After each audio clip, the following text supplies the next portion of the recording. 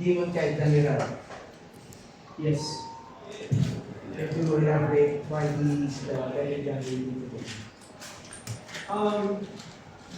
As I said, more matured, tapos more disciplined as a player sa laro. Plus, he's more of a team player talaga, more communication din. I'm not really parang dissing Irad. Pero on my process with training with Irad, he has the best mechanical skills out of all the jumpers I trained. No disrespect, like, pero that was really the strength ni Irad, yung mechanical skills. Kaya yung mga Lancelot, Fanny, yung mga hero niya, really outshine. But in kay Irad, I really had to really take lots of effort to train his discipline, plus yung mindset, tapos yung team play, communication skill with the team. And that really takes a long process. You need to experience it, tapos have more tiwala and trust with and communication with your teammates. So, kaya thankful ako kay Kite after he came back from Malaysia, becoming the best jumper that season. He really came back with confidence in his mata, tapos meron siyang willingness to really bawi kasi he came back to his home ground. And plus, he reached with his own teammates din, so their chemistry is andun pa rin. So I'm going to do my best that this season, what I didn't finish with that to make the best jumper, I will do it with Kite this season. For the how do you motivate, paano mo motivate ang sarili mo sa season na to? Kasi parang at least ang dating sa iba or at least sa akin lang, for myself, parang hindi lahat na makapag-qualify sa NXCA. All of a sudden, parang ay World Championship kasi $3 million pa rin yung prize pool.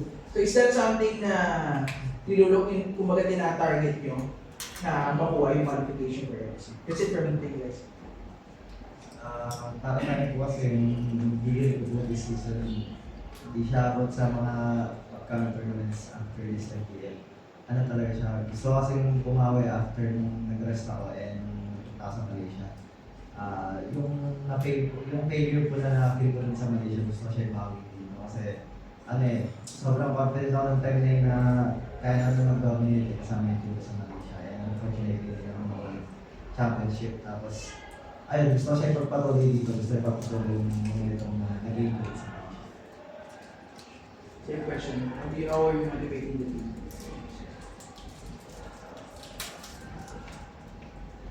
I'm excited for this season because it's the first season where I'm trying to utilize all 7 players. Because as everyone knows, and lots of rumors say that Coach Panda, that even if he has some players, he will just treat them as hamsters lang. Not let him really play. Tapos lagi ako stick sa comfort 25 players ko. Pero this season, gusto ko talaga gawin yung opportunity where I can also use myself there, tapos try new strategies din. Kaya si Nibor today, he actually really shined. He's only 15 years old. Never siya na-experience ng MPL. Amateur bootcamp lang for 1 or 2 months lang, very bata pa. And he came to MPL agad. Tapos unang laban ng RSG, nalalaro siya. Tapos he played really well pa. So again, now I can see that new opportunities means new chances for growing more as a team. Of course, there is a downside where if you focus on 7 players, parang na-spread yung focus mo sa mga players. But again, I'm willing to take that risk and accept that opportunity para at the end, all the team, including me, will grow together. Hi, Coach Panda, Paolo po from Transfer.com. Coach, you mentioned about Nibor, being such a young talent and a lot of esports talents, diba, that you've seen with the MPL really started off young. Siguro for you, like, how do you train someone of that age na magaling kumaro to, get used to the high pressure situations that MPL brings? Because you yourself, you know how it feels when you're in that chair, diba? So parang how do you train him? Siguro yung mga bagong players, lalo si Nico, yung concern niya is that dapat siya pagbalik kasi tournament ko hindi screen lang Kaya sabi ko, okay lang to make mali, okay lang kahit 10 deck ka, okay lang mag 0-2, basta the journey continues on. Isipin mo parang meron kang sariling mundo, tapos you're just playing inside your kwarto lang, tapos all you need to do is just listen to your teammates, playing online sa Discord. And then, just napaka mo, huwag ka na magmali, huwag ka na magtapos ng mali. So, that's what he did. But he couldn't play better regarding his aggressiveness because he was medyo kinabahan sa mga mistakes. But for the first time, he really played well naman. Tapos, I think I'm going to take new measures in the future, how to make my players translate their performance as screen to the tournament. Because one of the reasons why I feel like we couldn't really dominate this like sobra is because parang too much hesitation, too much ingat, too much calculation during the tournament. Yes, nasa script, parang palo-palo. Go! Ngayon is like, ano, asan to? Pwede ba to? Ito ba to? Tara na! Sige ko! Parang ganun kasi. So, I'm going to try to take new practice, training methods starting next week. How to up our performance on screen sa tournament. So it's really more of ensuring the consistency na kung malakas ka sa screen mo, sa unofficial, you also bring it to the MPL. Yes. Kasi kapag sa screen, parang feeling nyo na, I can go all out. Huh? Kahit patay ako dito, sige, go kayo. Pero kapag sa tournament, too much hesitation, I think. Because they don't want to die. They don't want to make a mistake. And that is the last one that I need to cure. Thank you po so much. Right, so hi RSG, congratulations to your Omega. Question will be, Coach, you mentioned about Nibor, like 15 years of age, not a lot of like history. Like my colleague and I discussed earlier, like we researched Nibor and wala info talaga. So I'm kind of curious, how did you discover Nibor? Sa una-una, sabi ng management, si Lexi, sabi, we need to find someone who can replace Nats because Nats is too matigas ulo kay because Nats, we don't know until when we are going to have Nats in our team, just like how Eman, tapos si Bilal, and si Teo left our team. So, what I did is I started doing trials. Sa una, for formality, I never thought or expected that, boy, I will find dito sa trials someone who can be better than us. Because you guys all know Nats, kapag sa stage, he's a monster talaga, lalo kapag good mood siya. But, when I try out before, nakita ko yung when I first saw Nats, malakas sa mechanics. Tapos, if I compare 15-year-old Nibor versus 50-year-old Nats, mas better si Nibor. Why? Si 15-year-old Nats was yakin, tapos laging emotional, tapos ayaw niya mag-communicate. Parang his motivation and emotions is random, pero si Nibor, he's always willing to listen. He's a really bata talaga. He loves Jollibee or yung mga fast food, he likes chocolate, he likes to joke around. But when it comes to practice, he's trying to do his best in TV, and most of all, willing to learn. And that is what I like about players. But Lance is actually a better person now compared to before. So, yeah. Thank you. I'll ask naman si Dimon Kay. Dimon Kay, kung nasa MPL Malaysia ka, ikaw yung tinaguriang best jumper. And parang ikaw na yung isa sa mga star players ng MPL Malaysia. And pinento mo kanina parang higay ka para makapawi sa sa nangyari sa Malaysia. So, here's the layout. Ano yung mga natutunan mo sa Malaysia? And paano siya nakatulong sa season 30? Siguro yung discipline. Kasi sa Malaysia, ano yan eh. Siyempre, bago pa lang kami sa team, hindi pa kami familiar sa isa't isa. Medyo, kanya-kanya pa kami ng tutulungan. Parang kanya-kanya kami na grow. Wala pa kaming parang leader kung baga.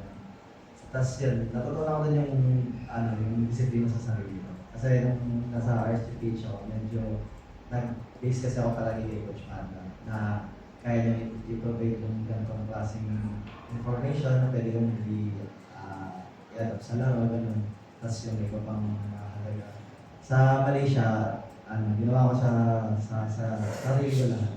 Hindi ako umasa sa mga coaches, hindi ako umasa sa mga kapitol na gagawin nila para sa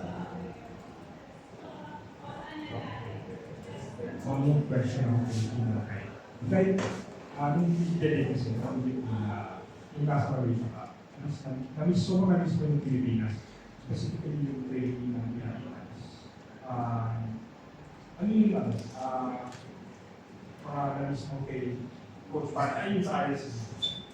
Anong wala? Yung strictness nila during practice and yung freedom ng player. Kasi sa Malaysia, free sila gawin lahat eh. Lalo na after practice, parang may ganyan na silang sa RSG kasi sa PH, strict eh. Ano siya, parang ano ba? Yung pagka-strict niya yung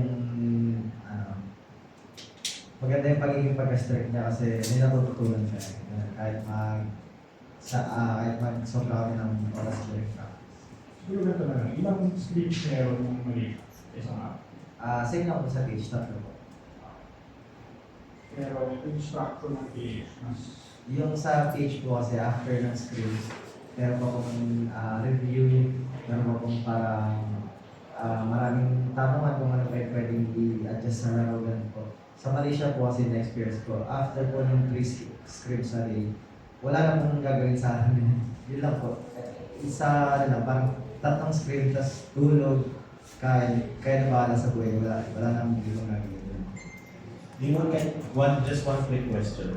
Mas masarap pa mag-focus in Filipino than in English. Kasi kahapon, may story na may isang player na nagsabi, mas okay daw yung nagko-focus ka ng Tagalog eh. Nakakamiss ba? Oo, nakakamiss po sobra. Kasi sa Tagalog po, masasabi mo lahat. Sa English kasi limit lang pwede mo sabihin para go back, pa-reset ka na lang yung masasabi mo. Follow-up question din. So, in-game sa in-game ng MPL Malaysia sa Philippines, ano sa tingin mo yung biggest difference between sa laruan ng Malaysia sa laruan ng Pinas? Siguro sa Malaysia po, aggressive po silang lahat. Tapos di sila na-take advantage sa mga hero nila at sa mga resources na meron sila. Follow-up question. About yung about yung sa takbo ng karera mo sa Malaysia. What would you say yung pinakamalaking challenge na yung biggest challenge na na-encounter mo kung buong career mo sa Malaysia? Siguro po yung pag-build ng trust sa country. Kasi sa Philippines po, matagal po kasi sila kasama. Tsaka madali na lang kahit wala akong mag-season, madali lang i-review yung trust. Sa Malaysia po kasi, nag-base rin ako sa kung gaano sila kasipag eh. Tapos doon nila nagiging yung respect tsaka yung trust ko eh.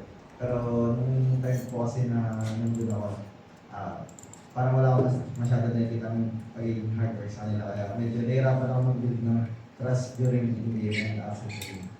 Okay. Speaking of adjustment, pag kasi umalis ka from RSG Philippines, Malaysia, balik mo, ibang RSG Philippines na yung inubutan mo. Di ba? Ang dami na nagbago. So, anong nagkaroon ka ba ng menu? Parang adjustment naman yung ginawa mo? Kasi syempre, coming from Malaysia, mag-adjust ka ulit. Anong klaseng adjustment ang ginawa mo pagbalik mo ng Philippines?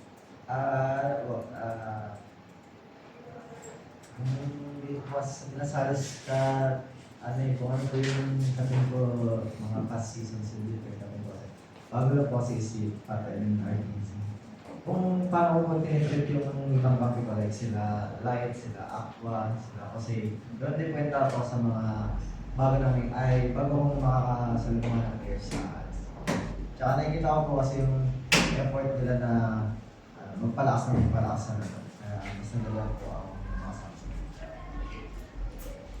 Last question. So, third question. So, biggest difference between dito kami yung season 13 sa RSG finish para nung previous season season 9 yata na Tapos I'm sorry? ano yung biggest difference sa vibes or sa feeling yung season 13 dito sa RSG finish kumpara nung season 9 Tapos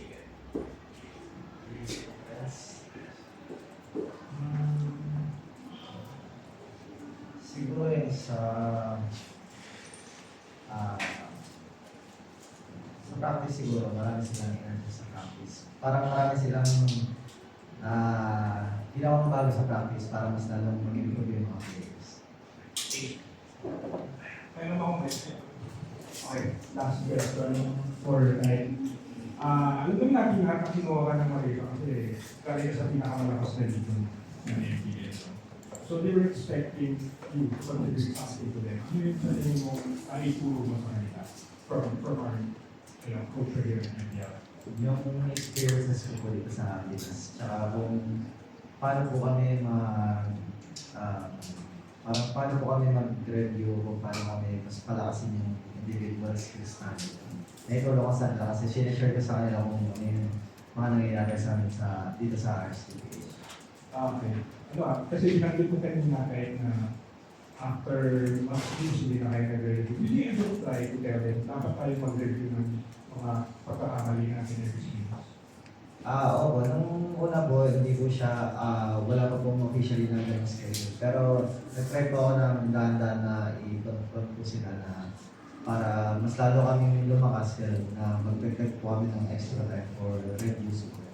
Pero nung after naman po mga 1 to 2 weeks, nagkaroon po kami ng reviews po. Dahil sa'yo. Hindi ko masasabi dahil sa kanya, siguro na-contribute ko lang kasi parang nalalaan nila, nabanggit ko po sa kanila yung about sa Thank you. Thank you.